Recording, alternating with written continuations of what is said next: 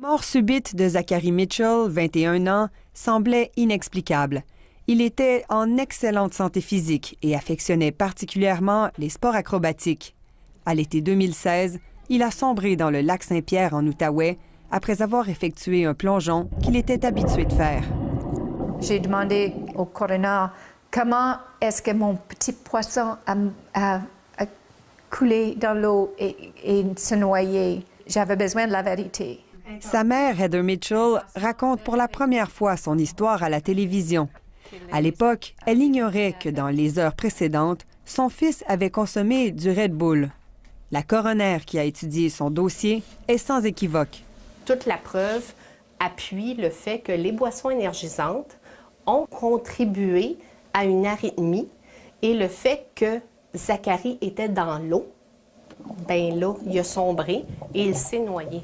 Les décès liés aux boissons énergisantes sont certainement des cas extrêmes, mais les effets indésirables liés à ces produits sont nombreux et bien documentés chez les jeunes de 12 à 24 ans que ce chercheur a sondé.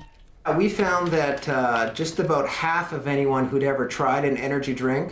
Près de la moitié de ceux qui avaient consommé des boissons énergisantes ont affirmé avoir ressenti un effet indésirable, comme des palpitations, des vomissements ou des convulsions, rapporte David Hammond.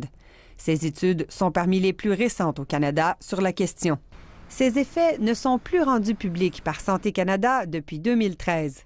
Enquête a découvert que depuis, 4 nouveaux décès ont été signalés aux autorités. Ils s'ajoutent aux 3 déjà connus. C'est un produit qui ne devrait pas être bu par les enfants ni les adolescents.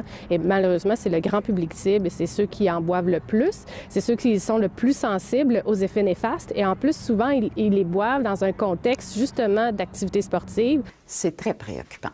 C'est préoccupant. On ne peut pas rester inactif devant des situations telles que celle-là.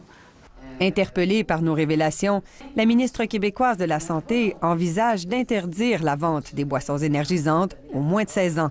C'est une des options qu'il faut regarder. Il y en a probablement d'autres, là, mais ça, c'en est une qui avait été invoquée, effectivement, par notre parti. Sans préciser son échéancier, Québec compte lancer des travaux sur la question des boissons énergisantes assez rapidement. La ministre espère obtenir des recommandations des experts en santé publique avant les prochaines élections. Ici Julie Dufresne, Radio-Canada, Montréal.